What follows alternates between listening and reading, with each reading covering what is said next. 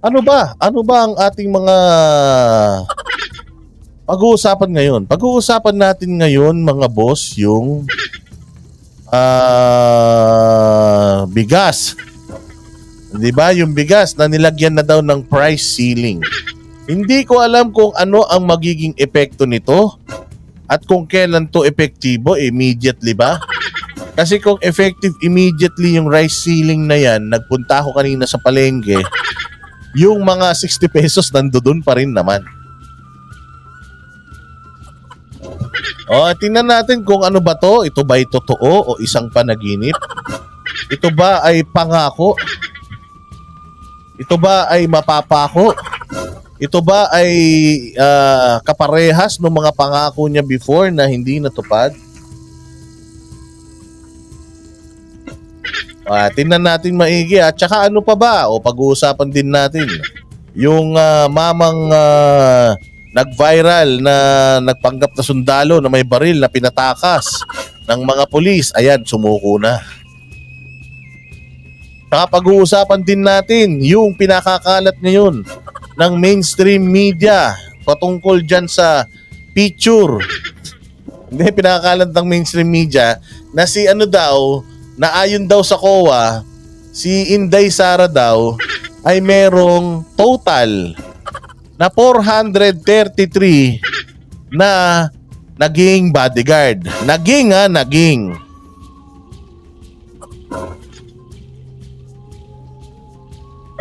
Kaya yun. Sige, yun muna ang una natin pag-usapan. Teka lang tingnan ko kung may papakita ko sa inyo yung picture.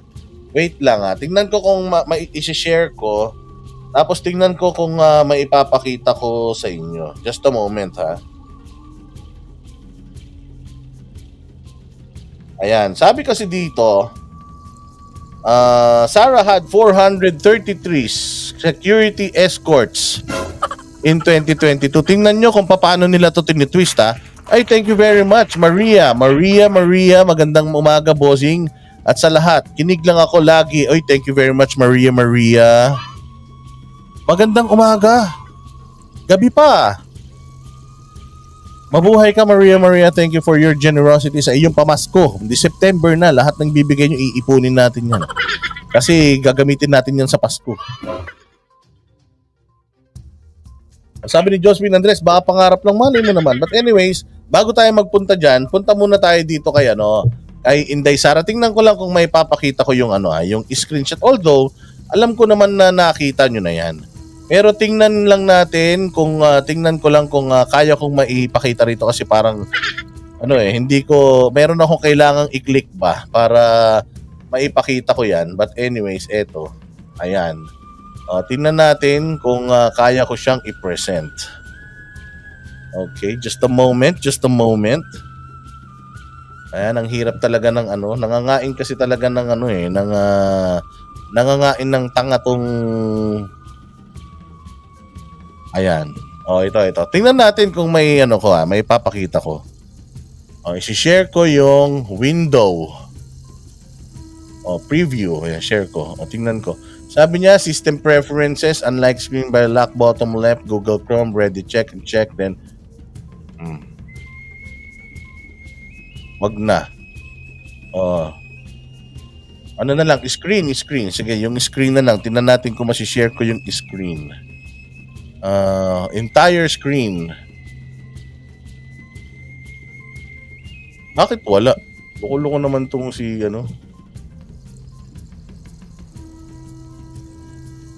lang hindi ko siya ko lang. Hindi ako prepared pero ko lang. Subukan ko kung masishare ko wait.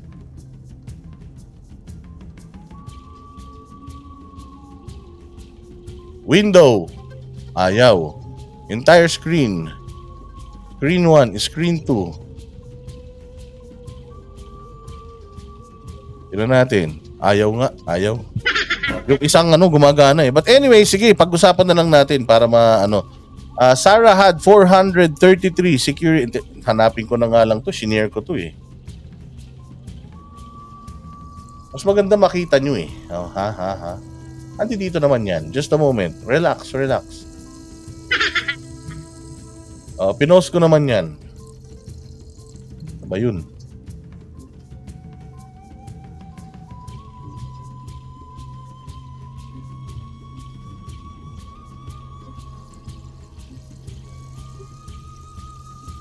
Ito, yan.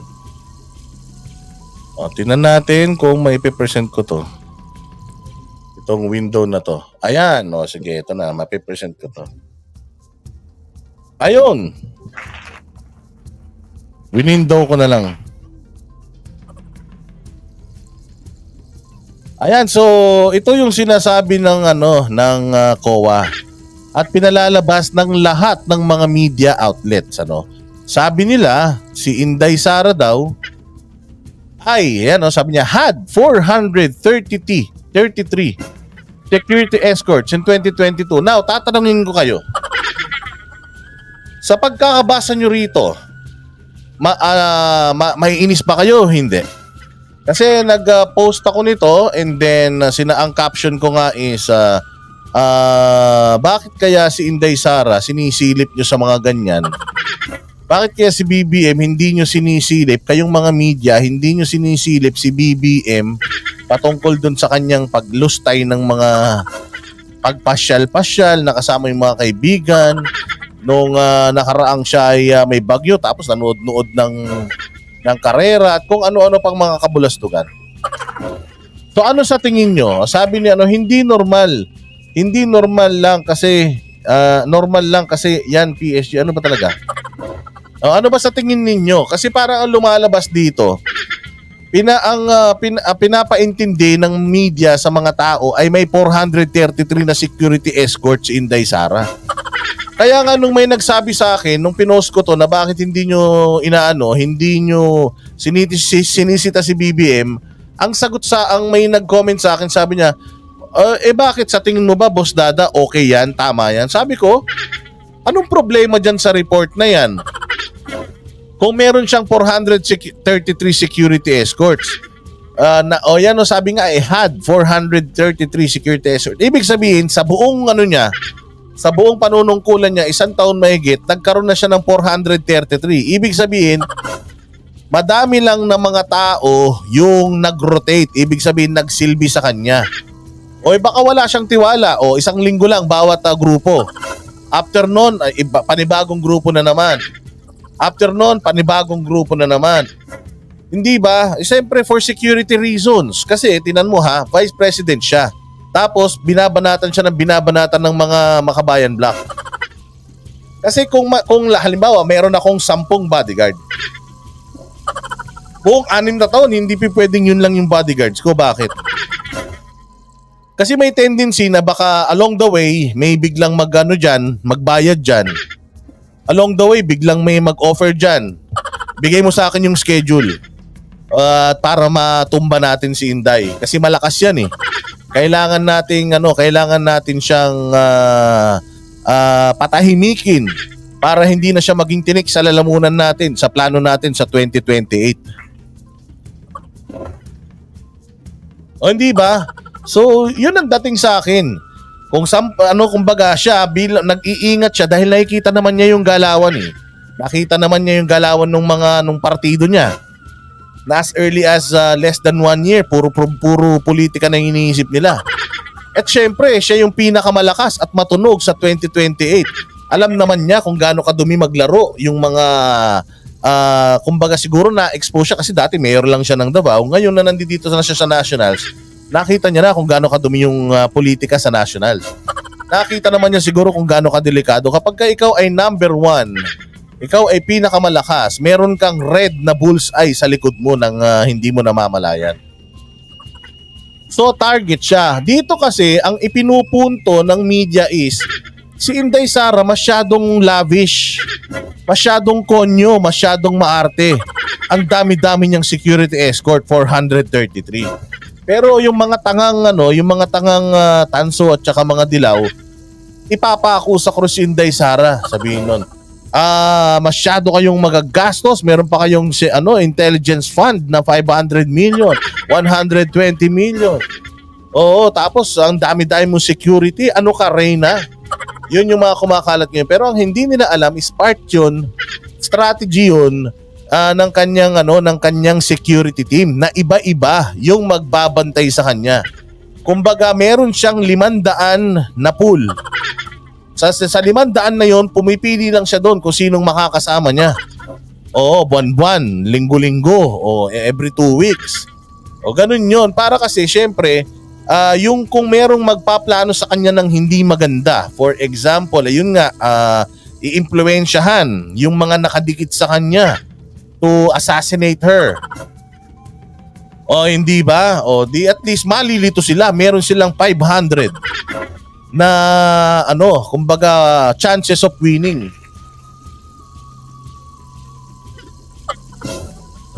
Ang dating nito sa mga tao is napaka-arte naman ito ni Inday.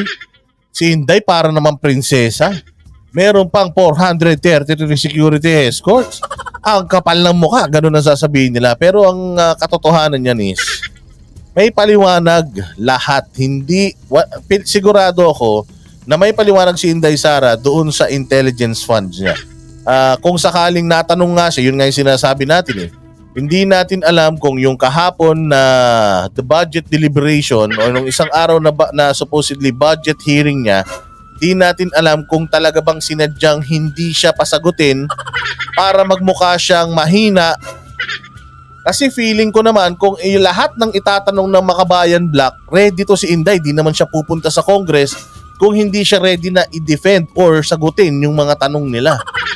But kasi nga ma-expose sila kung sasagot si Inday Sara, makikita kung gaano siya katapang, gaano siya katalino, gaano siya ka-accurate, gaano siya ka-prepared, gaano siya ka-organized. Makikita. So, bakit pa natin pagsasagutin yan si Inday Sara? Alam naman natin magaling yan. O edi wag na lang natin bigyan ng chance yung Makabayan Black na makapagtanong sa kanya. O para meron tayong dalawang pwedeng gamitin na anggulo. Ano yung anggulo na yon? Unang anggulo, si Inday Sara umiiwas. O si Inday Sara takot sa Makabayan Black, ginamit yung mga congressman para smooth na maaprubahan yung kanyang budget kasi ayaw niyang sumagot sa Makabayan Black. Hindi ba ang pangit ng dating? Ano pa yung isa? O kayo na bahala magdagdag. Hindi, yung isa nga is ayaw, kasi kita mo naman si Marcos, yung gumawa ng unang move na dahil sa tradition, ipapas na natin to na walang kaabog-abog. So si Sandro Marcos hindi niya hinayaan na mag-showcase si Inday Sara ng kanyang talino. Siguro baka yung tatay niya magmukhang weak.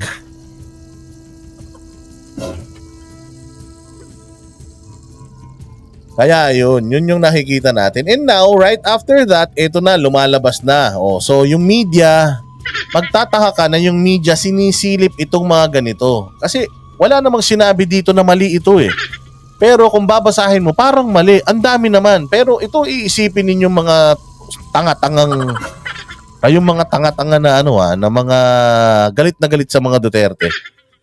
Imposible na 433 yung security ng isang politiko. Pucha naman. Parang people power yan, mga boss. Hindi naman siguro ako tanga na ako, Vice President lang, meron akong 400. Alam nyo ba kung gaano kadami yung 433 na escort? Alam nyo ba kung gaano kadami yun? Alam mo may lalaman ng isang bus? Ang malalaman ng isang bus, 60 yata o 70. Imagine kung gaano karaming bus yung escort na yan. 4 na bus. 4-5 bus na escort. Saan ka makakita? Nakita mo na ba na merong nakita ka na ba ng convoy dyan na merong sumusunod na 4 na bus? Napakatatanga talaga nitong mga to. Kasi yun ang pinapakalat nila ngayon Napakaano ni Inday? Hindi pa presidente yan. 433 yung security escort. Lalo na pag naging presidente yan, baka 5,000 yung escort niya.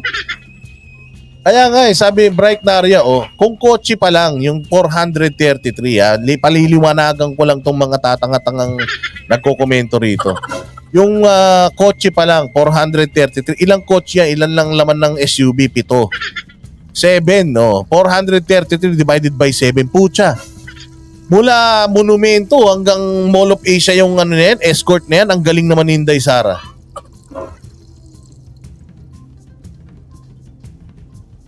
Pucha, kung di ba naman kayo tanga? Ang dami niya, 433. Pamimerienday mo lahat yan. Pucha, magsasarado ang buffet 101 yan. Sabi ni Nitcast, ilang platon yan? Kaya ito ang tamang-tamang sinabi ni The Apricot. Ang aga ng propaganda. Isang batalyon. Pag isang batalyon ba, 433? O, hindi ba ang aga ng demolition job?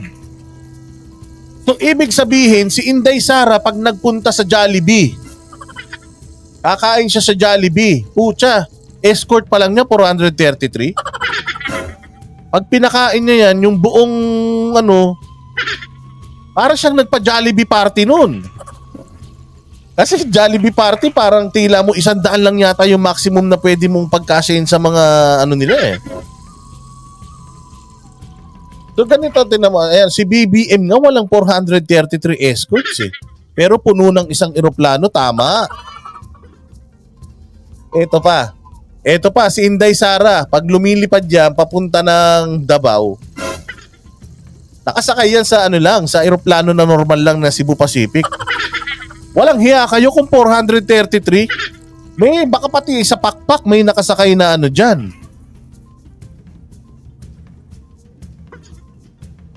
Lahat binalita to. Yan, Philippine Star, One News, GMA, Manila Bulletin. Sabi nga ni Gracie Chua, kung nagpunta lahat yung 433 dyan, hindi na makakasayaw si Jollibee. Siksikan na mauubos ang hamburger sa Jollibee, Diyos mio.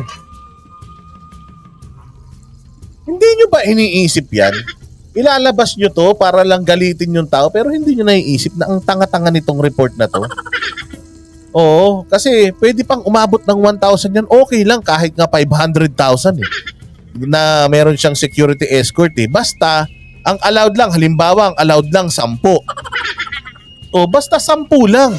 Kahit iba-ibang tao, basta 10 lang. Ano naman? Anong masama dun? Pero kung yung 433 security sa isang araw, ganyang karami, imagine niyo susunduin si Inday Sara sa subdivision niya ng 433 na security escort. Magmumukhang patay yung iahatid nila sa opisina ni OBP.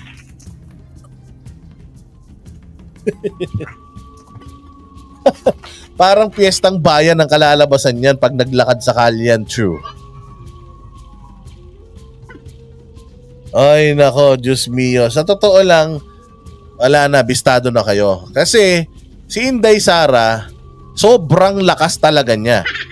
Dahil itong mga tukmol na mga naninilbi sa bayan ngayon, naka binoculars na yan sa 2025, inaaral na nila yung 2025 election at saka yung 2028, ngayon pa lang inaaral na nila. Ganun mag-prepare ang Marcos sa eleksyon. Kung matatandaan nyo, 2016 nagsimula na silang gumapang para maging presidente si Marcos. Paano? 2016, 2019, nagkaroon ng eleksyon, hindi tumakbo si Bongbong. Kasi nga, ayaw ni Bongbong tumakbo dahil yung kanyang protesta kay Leni Robredo, mababasura na. Kasi nga, tumakbo na siya ng panibagong posisyon. Hindi siya tumakbo sa politika for 6 years para dito sa eleksyon na to. Kasi nga, si Marcos for the whole of 2016 hanggang 2022, yung protesta niya kay Leni Robredo nagtuloy-tuloy. Kumbaga, yung pangalan ni Bongbong Marcos hindi nawala sa sirkulasyon. Kasi kapag nagsenador si Bongbong Marcos noong 2019, mawawala siya. Sino sa mga senador na malakas ngayon yung naririnig nyo? O yung hindi nyo pala naririnig? Si Cayetano, di nyo masyadong naririnig.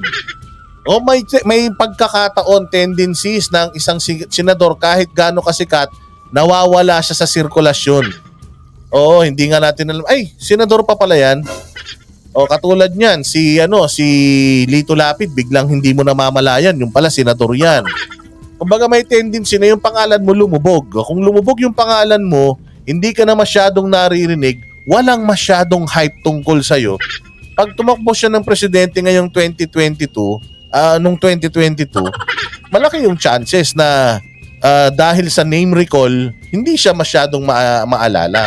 Kaya hindi siya, kaya buong 2016 to 2022, niya yun, pinilit niya na kahit alam naman niya na matatalo siya sa protesta, tinuloy pa rin niya ng tinuloy, nag-ingay pa rin sila na nag-ingay, dinaya ako. 6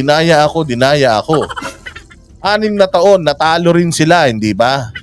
O kita mo, yung 6 na taon na yun, nalimutan nyo ba si Bongbong Marcos? Hindi, dahil lagi siyang laman ng balita, laging laman ng social media, yung 6 na taon na yun. Kaya nga sabi nila, nila Lenny Robredo, nagkamali kami kasi masyado kaming nakafocus kay PRRD. Masyado naming sinisiraan si PRRD, hindi namin alam, gumagapang na pala si Marcos ng 6 na taon na yun. 6 na taon na pala niyang pinaghahandaan at 6 na taon na nilalagay niya yung kanyang pangalan sa sirkulasyon para hindi siya makalimutan ng tao. Ayun, anong nangyari? Ayan, 31 million. Muntik pa na maput to waste yung kanilang effort. Kasi nga, muntik tumakbo to si Inday Sara. Kasi kung tumakbo to si Inday Sara, yung 6 na taon na preparation nila, sigurado ako gibang-gibayan. Ayan, so yun ang mga naganap dyan. Magtataka ka mga bossing, ha? Ang dami rin naman nating nakikitang irregularity sa gobyerno ni BBM. Nakikita rin naman natin na bakit ganito, bakit ganyan? O nakikita natin na bakit si Inday Sara sinisita nila samantalang si BBM excessive na gastos. Dinagdagan pa ni BBM yung kanyang allowance budget sa pagbiyahe ngayon 2024. Nagkaroon pa ng Maharlika funds. Ang dami niya pang pinangakong di natupad, yung bigas. Tapos pinangako din niya na yung paiigtingin niya yung laban para sa loose firearms. Pero hanggang ngayon, ang dami pa ding loose firearms. Napakadami, sobrang dami nating mga nakikitang irregularities. Pero bakit ang media wala namang hina-highlight na ganito? Bakit si Inday na walang malay, nananahimik lang, trabaho ng trabaho, ginaganito? Isa lang ang ibig sabihin yan. Ngayon pa lang, gumagapang na sila para sa 2028. Akala ni Inday, kakampi niya yung mga sinamahan niya na yan, pero ang hindi niya alam, gamitan lang yan. Kapag meron kang use sa kanila, kakampi ka nila. Pero pag wala na, walay na din.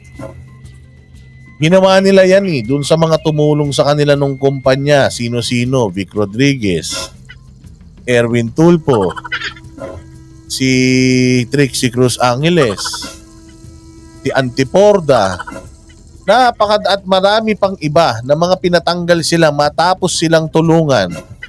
Matapos silang matapos nilang gamiting shield. Ang mga ito, si Rodriguez, lahat ng tanong nung kay Marcos tungkol dun sa mga taxes, sinagot niya. Si Erwin Tulfo, ang daming mga impromptu na mga question and answer na hindi masagot ni BBM. Si Tulfo yung nagtuturo sa kanya. Pero anong nangyari? Di ba? Laglag silang lahat. Bakit? Ganyan yan. Gamitan lang yan. So ito, as early as now, kunyari close sila, pero ang hindi alam ni Inday Sara, meron ng mga binayaran yung mga yan para sumira sa pangalan niya. Para by 2028, kung lamog-lamog na si Inday Sara, mahina ang dibdib niya, mahina ang kanyang isip at siya'y nagpadala sa panglalamog sa kanya, sira ang kanyang karir sa politika sa 2028. Hindi ba? So ang buod nitong topic na ito ay ang media.